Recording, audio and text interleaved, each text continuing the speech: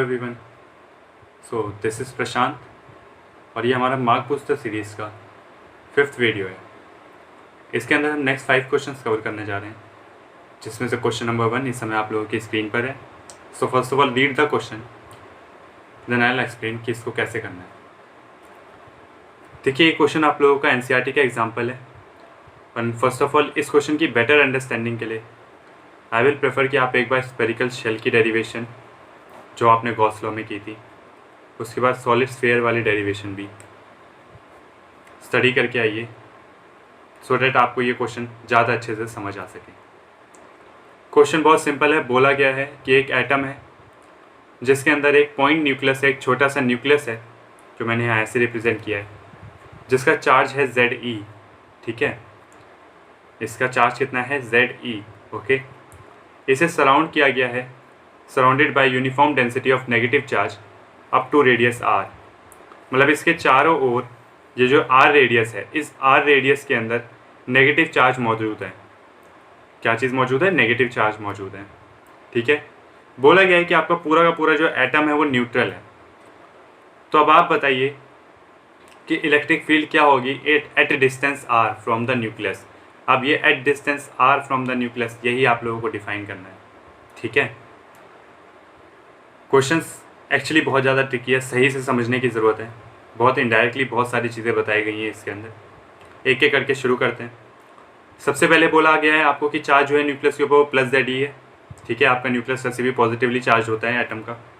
और अगर ये बोला गया है कि मेरा एटम न्यूक्लियस है, एटम जो है वो न्यूट्रल है बिल्कुल, इसका मतलब जो टोटल चार्ज है उसके आसपास के इस रीजन के अंदर वो भी कितना होगा? -ZE होगा। मतलब ZE चार्ज अंदर बंद है और इस R रेडियस के अंदर टोटल -ZE चार्ज बंद है। इस पूरे में जितना भी चार्ज है कितना होगा? -ZE। तभी तो टोटल एटम न्यूट्रल हुआ। आगे बढ़ते हैं। अब देखो, ये R जो है ना, दो कंडीशन जैसे शेल में लेते थे उसी तरह यहाँ 2 बार कंडीशन ली गई है। एक बार ये जो हमने R लेट किया वो पूरे एटम को अपने अंदर कवर करेगा। मतलब ये मेरा अगर R रेडियस का एटम है तो ये जो R है मैं इससे भी बड़ा ले रहा हूँ। गॉस जो है, ये जो गॉसियन सरफेस है मैं इससे भी बड़ा ले रहा हूँ। ठीक है, अब जब मैंने इतना बड़ा लिया तो उसके अंदर टोटल चार्ज कितना लॉक्ड हुआ? ठीक है, ये नेगेटिव चार्ज डेंसिटी इसकी -ZE/4/3πr³ थी। ठीक है, फॉर्मूला यहाँ पे गॉसियन सरफेस के लिए क्या फॉर्मूला यूज होता है? याद है, फ्लक्स में 2 पार्ट में करते थे, एक E∆S, दूसरा flux equal to E∆S use होता था और दूसरा flux equal to Q/ε0। ΔS यहाँ पे सरफेस एरिया को शो करता है और सरफेस एरिया क्या होता है? 4πr² किसी भी स्फीयर के लिए। ठीक है, इलेक्ट्रिक फील्ड निकालनी है, लेकिन टोटल रीजन इस टोटल सरफेस के अंदर +ZE -ZE, टोटल चार्ज तो 0 हो गया ना। और जब टोटल चार्ज 0 है तो इलेक्ट्रिक फील्ड भी क्या हो गई? 0। मेरे ख्याल से पहला पार्ट सबको समझ आया होगा। ठीक है, कि टोटल नेट चार्ज अंदर 0 था इसलिए ये 0 हो गया इलेक्ट्रिक फील्ड। बिल्कुल स्फेरिकल शेल की तरह हुआ था कि इनसाइड द गॉसियन सरफेस आपका कोई चार्ज नहीं था तो 0 हो जाता था। ठीक है, लेकिन वहाँ कोई चार्ज नहीं था, यहाँ नेट चार्ज 0 है। ठीक है, चार्ज है लेकिन टोटल चार्ज जो है वो इक्वल और अपोजिट होने की वजह से 0 हो गया। ठीक है, सेकेंड पार्ट में क्या किया गया? सेकेंड पार्ट में ये जो एटम के अंदर है इसके अंदर भी एक छोटा सा R गैस किया गया है। ठीक है, अब क्योंकि +ZE चार्ज तो पॉइंट पे ही मेंशन्ड है तो वो तो पूरा का पूरा आ गया इस R के अंदर, लेकिन माइनस वाला पूरा नहीं आ पाएगा। ठीक है, टोटल जो है इतने पूरे के अंदर -ZE है, लेकिन अगर सोचो मैं इतने से कोई ले लूँ, छोटे से पार्ट को ही इसका स्मॉल रेडियस R कर दूँ, उसके अंदर कितना नेगेटिव चार्ज आ पाएगा? तो भैया मैंने निकालने का तरीका आपको सॉलिड स्फीयर में भी सिखाया था। ठीक है, कि टोटल जो चार्ज है उसे टोटल वॉल्यूम से डिवाइड कर दीजिए और फिर आपको जितने वॉल्यूम में चाहिए उतने से मल्टीप्लाई कर दीजिए। तो 4/3πr³ से आपने डिवाइड किया, फिर आपको सिर्फ स्मॉल r रेडियस के अंदर चाहिए इसलिए इससे मल्टीप्लाई कर दिया गया। ठीक है, देख लीजिए दोबारा से। ठीक है, टोटल चार्ज कितने वॉल्यूम में था पहले? -4/3πr³। ठीक है, उसके अंदर आपको सिर्फ कितने एरिया के अंदर चाहिए? Small r³। ये स्मॉल r किस लिए? Gaussian surface. देखो, ये चीज़ मैं दोबारा से एक बार सही से बताना चाहता हूँ, देख लो। ये तो था मेरा टोटल चार्ज का एरिया, इसके अंदर टोटल चार्ज कितना है? -ZE, और इसका रेडियस कितना था? R। लेकिन मैंने जो गॉसियन सरफेस सेलेक्ट किया उसका रेडियस मैंने लेट किया स्मॉल r, और मुझे सिर्फ उतना चार्ज चाहिए जो इस गॉसियन सरफेस के अंदर। तो पूरा तो नहीं आ पाएगा ना टोटल -ZE, उसका छोटा सा ही पार्ट आएगा। वही मैंने यहाँ पे कैलकुलेट किया है। इसी चीज़ पे इतना एम्फेसाइज इसलिए कर रहा हूँ क्योंकि ये समझ आ गया तो क्वेश्चन बहुत आसान है। ओके, अब देख लीजिए, दोनों के पास से जेड कॉमन ले सकता हूँ, यहाँ 4/3 कट जाएगा इससे, यहाँ का 1 बचेगा माइनस r3, ऊपर स्मॉल r3 है, नीचे कैपिटल R3, ये चीज़ आ गई। अब करना क्या है, क्वेश्चन आपका खत्म हो गया। यही फॉर्मूला यूज़ करिए, e इंटू में 4πr² is equal to q की जगह ये पूरी वैल्यू आपने रख दी, z 1/r3 ओवर में कैपिटल R3, q ओवर में एप्सिलॉन नॉट है इसलिए एप्सिलॉन नॉट। इलेक्ट्रिक फील्ड की वैल्यू निकालनी थी, इन 4πr² को दूसरी साइड भेज दिया, r² अंदर गया, r² को आपने अंदर भेज दिया तो ये 1/r² बचा, दूसरी जगह r³ से नीचे r² कटा तो r में कैपिटल R3 बचा। दोबारा से देख लीजिए, स्टेप बता दे रहा हूँ, 4πr² को नीचे भेजिएगा और r² को ब्रैकेट के अंदर डाल दीजिएगा। ठीक है, आपका फाइनल आंसर आ गया। समझ आ गया आप सभी लोगों को क्वेश्चन? ठीक है, थोड़ा सा डिफिकल्ट क्वेश्चन था, बार बार बोलना, एक बार आप ये डेरिवेशन पढ़ के आएंगे तो आपको बहुत आसानी से समझ आएगा मैंने क्या करने की कोशिश की है। ये भी एक बहुत इंपॉर्टेंट क्वेश्चन है, इलेक्ट्रिक फ्लक्स पे बेस्ड है। इस तरह के क्वेश्चन अभी तक हमने लेक्चर सीरीज में भी किए और पहले की मार्क बूस्टर वीडियो में भी किए, मगर यहाँ थोड़ा सा चेंज है। क्या चेंज है वो भी हम देखते हैं। देखो, यहाँ पे आपको बोला गया है कि ये जो सिलेंडर है इसका सेंटर ओरिजिन पे है। ओके, अब मेरे को भी याद है, मैंने अभी तक जितने क्वेश्चन आप लोगों को कराए हैं, सिलेंडर के लिए हमेशा 3 एरिया वेक्टर होते हैं ना, एक इस सर्कल का इस तरफ, दूसरे सर्कल का दूसरी तरफ, और एक उसका जो कर्व सरफेस एरिया जिसका इस तरफ होता है। ठीक है, परपेंडिकुलर। इंपॉर्टेंट चीज़ है इलेक्ट्रिक फील्ड की डायरेक्शन किस तरफ है। तो भैया इलेक्ट्रिक फील्ड की डायरेक्शन यहाँ पे अलग ही तरीके से मेंशन्ड है, इसको जरा ध्यान से देखना। बोला गया है जब x ग्रेटर देन 0 तो E0 आए और x लेस देन 0 हो तो -E0 आए। सबसे आसान तरीका है, फॉर्मूला अप्लाई करते जाओ, वो आपको अपनी तरफ से आंसर निकाल के दे देगा। ठीक है, करना शुरू करें। चलिए, फ्लक्स निकालना है थ्रू द फ्लैट फेसिस। अलग अलग फेसिस के लिए करना शुरू करते हैं। पहले फेस नंबर 1, ठीक है, क्योंकि x लेस देन है, ठीक है, x जो है माइनस की तरफ है इसलिए इसकी डायरेक्शन भी नेगेटिव में गई। देखो -E0 है, ठीक है, और एरिया वेक्टर भी इसका इसी तरफ होगा। जबकि जैसे ही x की वैल्यू ग्रेटर देन 0 हो जाए, x की वैल्यू ग्रेटर देन 0 हो जाए तो इलेक्ट्रिक फील्ड की डायरेक्शन भी पॉजिटिव हो गई। ओके, समझ आ गया ना? ये देखो, 0 से इधर नेगेटिव, 0 से उधर पॉजिटिव। नेगेटिव होने में इलेक्ट्रिक फील्ड की डायरेक्शन भी नेगेटिव माइनस की तरफ जाएगी और पॉजिटिव होते इलेक्ट्रिक फील्ड की डायरेक्शन भी पॉजिटिव की तरफ जाएगी। इसलिए मैंने बोला था ये थोड़ा सा कॉम्प्लिकेटेड क्वेश्चन है। चलो, इतना पार्ट अगर क्लियर हो गया तब आपको आंसर आना निकलना आपके लिए बहुत आसान है। पहले फर्स्ट सरफेस का देखें, E इंटू ए, कॉस कितना है, कॉस थीटा, थीटा 0 डिग्री है तो कॉस 0।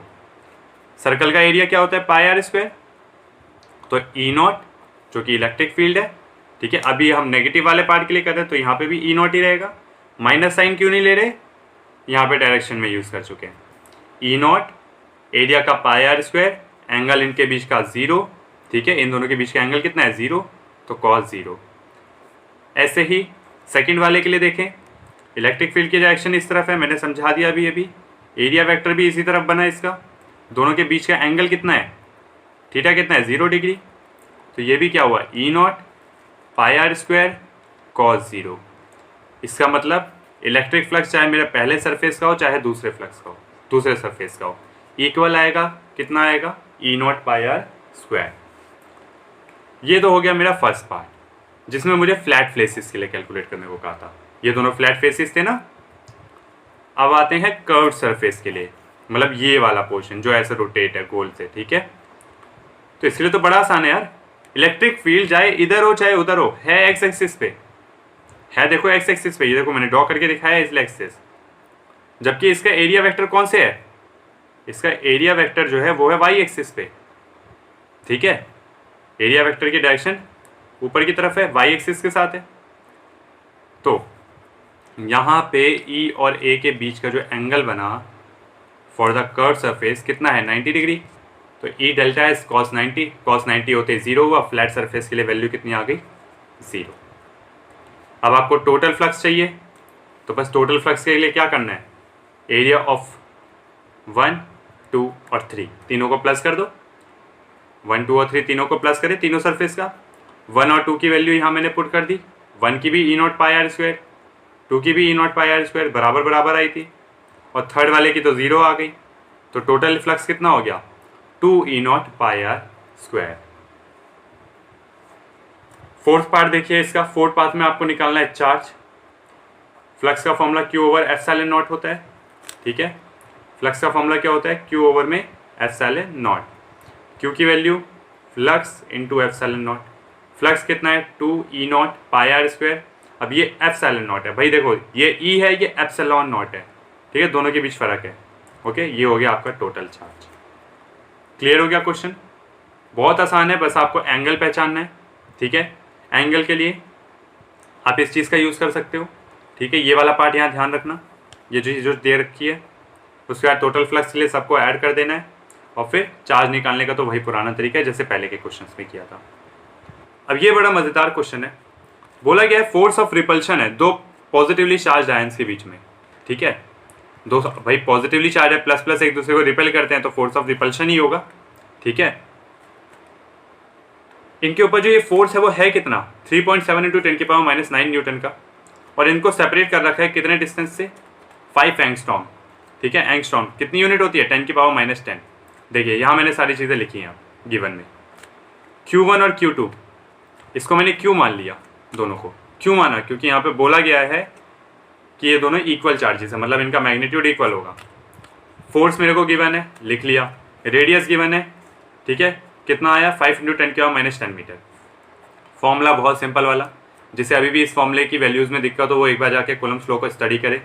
इसके ग्राफ वगैरह मैंने बहुत अच्छे बताए हैं, प्रीवियस ईयर कुछ क्वेश्चंस वहाँ पे भी हैं, ठीक है, तो आप लोगों को बहुत हेल्प मिलेगी। अब बस फॉर्मूला आपके सामने है, आप लोगों को वैल्यू सब्स्टिट्यूट करनी है। देखिए यहाँ मैंने K लिया है, 1/4 पाई एप्सिलॉन नॉट नहीं यूज़ किया है, ठीक है। वैल्यू लेकिन वही है, 9 इंटू 10 की पावर 9, ठीक है, आप वही यूज़ करेंगे। अब मैं यहाँ पे वैल्यू सब्स्टिट्यूट करता हूँ।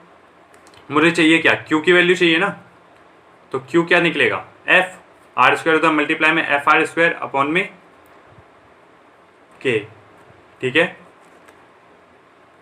F की वैल्यू 3.7 इंटू 10 की पावर -9 पुट कर दी, R की जगह 5 इंटू 10 की पावर -2 का होल स्क्वायर पुट किया, और नीचे एप्सिलॉन नॉट की जगह, ठीक है, K की जगह क्या पुट किया, 9 इंटू 10 की पावर 9। अब भाई सबसे अच्छा तरीका, पहले जितनी भी पावर वाली चीज़ें हैं उन्हें एक तरफ कर लो, ठीक है। देखो यहाँ पे 3.7 आगे ले आया, 5 का स्क्वायर 25 आगे ले आया, 9 आगे ले आया, ठीक है। पीछे की साइड 10 की पावर 9, 10 की पावर 10 है, उसका स्क्वायर है, तो क्या हो जाएगा, 10 की पावर -20 अपॉन में 10 की पावर 9। इतना समझ आया? चलो पावर्स को अगर मैं कैंसिल आउट करूँ ओवरऑल तो 10 की पावर -38 आएगा, ठीक है। यहाँ से ये पूरा का पूरा इधर रूट में गया, ये 9 भी रूट के अंदर ही है अभी। अब इसको ओवरऑल आप सॉल्व करोगे तो आपकी Q की वैल्यू जो निकल के आएगी वो कितनी आएगी, 3.2 इंटू 10 की पावर -19, ठीक है। चलिए अगर आप लोगों का ये वैल्यू आ चुका है तो अब अगले पार्ट पे आते हैं। बोला गया है कितने इलेक्ट्रॉन्स मिसिंग है, चार्ज तो पूछा ही नहीं था उन्होंने पूछा गया था इलेक्ट्रॉन। आपने टोटल चार्ज निकाल लिया, अब करना क्या है, क्वांटाइजेशन वाला तरीका लगाना है कि टोटल चार्ज क्या होता है, total charge is equal to n number of electrons into में चार्ज ओवर 1 इलेक्ट्रॉन, ठीक है। ये फॉर्मूला हमने क्वांटाइजेशन की फर्स्ट वीडियो में ही स्टडी किया था, ठीक है। यहाँ पे n नंबर ऑफ इलेक्ट्रॉन्स है और E चार्ज ओवर 1 इलेक्ट्रॉन कितना है, 1.6 इंटू 10 की पावर -19। माइनस प्लस से अभी यहाँ कोई मतलब नहीं है, हम उसके मैग्नीट्यूड की बात कर रहे हैं, ठीक है। तो n की वैल्यू कैसे निकाली जाएगी, 3.2 इंटू 10 की पावर -19, E की वैल्यू 1.6 इंटू 10 की पावर -19, 10 की पावर 19 से ये दोनों कैंसिल आउट हो गए। 3.2 को 1.6 से डिवाइड करेंगे तो कितना आएगा, 2। तो टोटल कितने इलेक्ट्रॉन्स है, 2 इलेक्ट्रॉन्स, ठीक है। दोनों एन से कितने इलेक्ट्रॉन्स मिसिंग हुए हैं, 2 इलेक्ट्रॉन्स। एन की वैल्यू आपकी फाइंड हो गई। समझ आ गया सब लोगों को? क्वेश्चन नंबर 3 आसान क्वेश्चन था। अब ये जो क्वेश्चन नंबर 4 है ये आपका प्रीवियस ईयर 2002 में आ चुका है और ये बहुत प्यारा क्वेश्चन है। आई वुड लाइक कि आप इसे एक बार खुद ट्राई करें, क्योंकि इस तरह के क्वेश्चंस हम मार्क बूस्टर सीरीज में ऑलरेडी कवर कर चुके हैं, तो ये आसान है वैसे आप लोगों के लिए, ठीक है। बोला गया है कि आपने एक Q चार्ज है जिसे प्लेस किया बिटवीन 2 इक्वल चार्जेस, और वो दोनों इक्वल चार्जेस कैपिटल Q हैं, ठीक है। आपको बोलना है ये सिस्टम कब इक्विलिब्रियम में होगा। आपको बताना है कि इक्विलिब्रियम में कब होगा, जब आपके जो सेंटर में आपने प्लेस किया उसकी वैल्यू कितनी हो, -Q/4, 4। ओके, तो बहुत अलग अलग चीज़ें सीखने को मिलती हैं इसमें। सबसे पहले एक सिस्टम इक्विलिब्रियम में, सिस्टम इक्विलिब्रियम में है तो इसका मतलब ये है, वो बोलना चाहता है कि हर एक चार्ज के ऊपर जो नेट फोर्स लग रहा है वो जीरो है। ओके, मतलब चाहे ये क्यू हो, चाहे ये क्यू हो, चाहे ये बीच में स्मॉल क्यू हो, तीनों के ऊपर लगने वाला नेट चार्ज जीरो है। अब इस वाले की तो बात करने की ज़रूरत ही नहीं, बिकॉज ये इक्वल डिस्टेंस पे भी है दोनों तरफ से। ठीक है, बिल्कुल सेंटर पे रखा गया है। ठीक है, एट द सेंटर, और इन दोनों का मैग्नीट्यूड भी बराबर है, तो जो भी होगा अपोजिट डायरेक्शन में होगा, कैंसिल आउट कर देगा। ठीक है, मान लीजिए अभी मैं मान भी लूँ कि प्लस प्लस है, ये इधर करेगा, ये इसे इस तरफ करेगा। ठीक है, तो इक्वल और अपोजिट हो जाएगा, नेट चार्ज इस पर ज़ीरो आ जाएगा। इसकी बहस ख़त्म हुई। अब आते हैं इन दोनों के ऊपर, क्या इनका नेट फोर्स जीरो कब होगा। ये निकालने के लिए मैं एक चार्ज कंसीडर कर लेता हूँ। मान लो मैं इस वाले को कंसीडर करता हूँ। ठीक है, अब मुझे पता है इक्विलिब्रियम में सिस्टम है तो इस पर नेट फोर्स जीरो होना चाहिए, मतलब the force due to this charge and this charge will be zero. चलिए करना शुरू करते हैं। सबसे पहले कौन से वाले, इस चार्ज की वजह से चेक करते हैं। 1/4πε0 Q इंटू क्यू ओवर में आर स्क्वायर, समझ आ गया। प्लस अब इस वाले का देखते हैं, 1/4πε0 Q इंटू में Q, ठीक है, अपॉन में 2r²। इन दोनों के बीच का डिस्टेंस कितना है, 2r है। ठीक है, इज इक्वल्स टू 0। क्यों, टोटल फोर्स तो 0 ही है।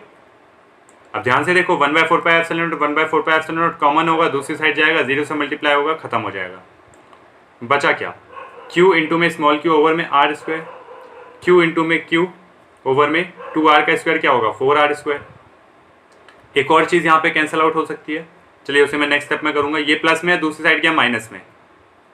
अब ये देखो, q से q कैंसिल आउट हो गया, कैपिटल Q, r² से नीचे r² कैंसिल आउट हो गया, तो स्मॉल q की वैल्यू कितनी आई, -q/4। यही आपको प्रूव करना था। समझ आ गया नेट फोर्स कैसे निकाला जाता है।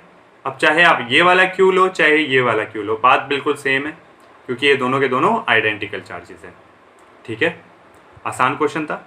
इक्विलिब्रियम का मतलब समझिएगा, इक्विलिब्रियम का मतलब हर एक सिस्टम के ऊपर, हर एक चार्ज के ऊपर जो है, जो भी उस सिस्टम में है, सबके ऊपर नेट फोर्स आपका जीरो ही होना चाहिए।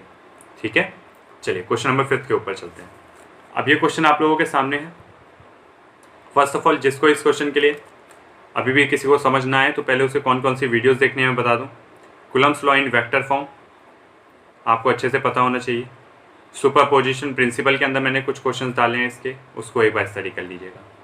ठीक है, उसके बाद आप इस क्वेश्चन को देखेंगे तो आपको बहुत अच्छे से समझ आएगा। चलिए अब मैं क्वेश्चन शुरू करता हूँ। बोला गया है दो इक्वल पॉजिटिव चार्जेस हैं 2 माइक्रो कूलम के, माइक्रो का साइन, ठीक है ना, माइक्रो मतलब 10⁻⁻⁶, इंटरैक्ट करते हैं किसी तीसरे चार्ज के साथ जो कि 3 माइक्रो कूलम का है। कितने माइक्रो कूलम का, 3 माइक्रो कूलम का। सिचुएटेड इन द फिगर, जैसा कि इस फिगर के अंदर आपको दिखाया गया। आपको मैग्नीट्यूड और डायरेक्शन बतानी है फोर्स की, किसके ऊपर, 3 माइक्रो कूलम चार्ज के ऊपर, कि उसके ऊपर कितना फोर्स लग रहा होगा और कौन सी डायरेक्शन में लग रहा होगा। चलिए कैलकुलेट करते हैं। सबसे पहले ए वाले को देखते हैं। ए पे जो चार्ज रखा है ये भी प्लस है, और पी पे जो चार्ज रखा है ये भी प्लस है, और प्लस प्लस एक दूसरे को क्या करते हैं, रेपेल। तो ये होगी इसकी डायरेक्शन फोर्स की, force due to A.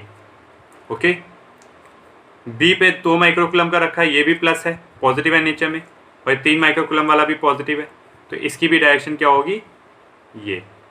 Okay, repel कर रहा है। ठीक है, तो एरो का समझ आ गया यूज। अब एरो बनाने आ गए तो नेक्स्ट स्टेप की तरफ बढ़ते हैं। नेक्स्ट स्टेप में हमें क्या करना है, पहले तो हम इन दोनों इंडिविजुअल चार्जेस की वैल्यू कैलकुलेट कर लेते हैं, फिर आगे बढ़ेंगे। ठीक है, आगे बढ़ते समय अगर मैं FA कैलकुलेट करना चाहूँ तो क्या फॉर्मूला होगा, 1/4πε0, ठीक है, 2 इंटू में 3 Q1 Q2, यही होगा ना, 1/4πε0 Q1 Q2 ओवर में r²। तो Q1 ये है, Q2 ये है, ओवर में r, डिस्टेंस कितना है, AP, और AP का डिस्टेंस कैसे दिया जाएगा, पाइथागोरस से। आपको गिवन है ये 3 मीटर का, ये 4 मीटर का है, डायग्राम गिवन है आपको। ठीक है, तो ये गिवन चीज़ें थी, ये 3 मीटर का डिस्टेंस था, ये 4 मीटर का, तो बाय पाइथागोरस AP का डिस्टेंस 5 मीटर आ गया। यहाँ से आपको ये r की वैल्यू मिल गई, आपने सारी वैल्यू सब्स्टिट्यूट की, 1/4πε0 इसकी जगह आप क्या लिख दोगे, 9 × 10⁹ 2 माइक्रोकुलम को चेंज करना पड़ेगा, 10 × पावर-6, 3 माइक्रोकुलम 3 × 10⁻⁶, AP का स्क्वायर मतलब 5 का स्क्वायर।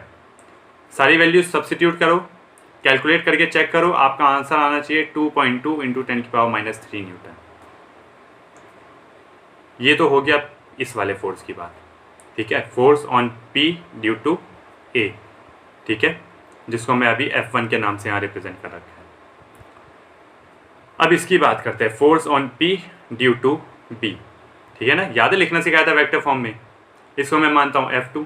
अब देखो इसकी वैल्यू भी बिल्कुल सेम टू सेम लिख दी मैंने, क्यों, कोई चीज़ चेंज ही नहीं हुई यार, 1/4πε0 कॉमन होगा, यहाँ पे भी 2 माइक्रोकुलम और 3 माइक्रोकुलम का ही चार्ज है, और यहाँ पे जो ये BP का डिस्टेंस है ये भी तो 5 मीटर ही है ना, तो जब सेम चीज़ें हैं तो 2 बार क्यों कैलकुलेट करें, ठीक है ना। सिमिलरली इसकी मैग्नीट्यूड भी उतनी ही है। अब जब दोनों इक्वल हैं तो मैं F1 और F2 को बराबर रख सकता हूँ और इसको बराबर रख के मैं इनको क्या मान लेता हूँ, F, इसकी जो भी वैल्यू निकली है इसको मैं अभी F मान के चल रहा हूँ। चलो भाई अब वेक्टर सॉल्व किया जाए। इधर मेरा F1 था, ठीक है, जिसको मैंने F मान लिया, इधर मेरा F2 है, इसे भी मैंने F मान लिया। इनके बीच का जो एंगल है, देखो इधर थीटा प्लेस्ड है, थीटा देख रहे हो, इट मीन्स ये भी थीटा होगा, ये भी थीटा होगा। अब अगर ऊपर वाले के कंपोनेंट बनाऊं तो इस तरफ बनेगा इसका F cos थीटा और इस तरफ बनेगा इसका F sin थीटा, ठीक है। नीचे वाले का बनाऊं, इसका भी इस तरफ F cos थीटा बनेगा और नीचे की तरफ F sin theta. F sin theta equal और अपोजिट डायरेक्शन है, कैंसिल आउट कर दिया, तो जो नेट फोर्स है सिर्फ यही तो बचा, ठीक है ना। और ये नेट फोर्स किस डायरेक्शन में, इस डायरेक्शन में, बिल्कुल सेंटर में। कितना है, F cos theta plus F cos theta is equal to 2F cos theta. इसको यहाँ पे भी एक पॉइंट लेट कर लेते हैं X, ठीक है, इसे भी एक पॉइंट से शो करते हैं, ठीक है, X से शो कर देते हैं मान लो। तो टोटल नेट फोर्स कितना आया, F cos theta plus F cos theta, overall 2F cos theta. 2 F की वैल्यू कितनी है, 2.2 × 10⁻³ यही तो हमने लेट किए ना, देख लो F1 और F2 बराबर है, किसके बराबर है, F के बराबर, तो इनकी वैल्यू क्या होगी 2.2 × 10⁻³ पुट कर दी। cos थीटा बेस ओवर में हाइपोटेनस है ना, बेस क्या है 4, हाइपोटेनस है 5, 4/5 वैल्यू आपने पुट की, इसे ओवरऑल सॉल्व किया, आपका नेट फोर्स कितना आया 3.5 × 10⁻³ न्यूटन, ठीक है। कौन सी डायरेक्शन में, अलॉन्ग PX। डायरेक्शन दिखाने के लिए मैंने यहाँ पे X पॉइंट लेट किया था ताकि आप आसानी से बता सको कि फोर्स कौन सी डायरेक्शन की तरफ जा रहा है, अलॉन्ग PX जा रहा है। ये 5 क्वेश्चंस आप लोगों के कवर हुए, आई होप आप लोगों को समझ आया हो।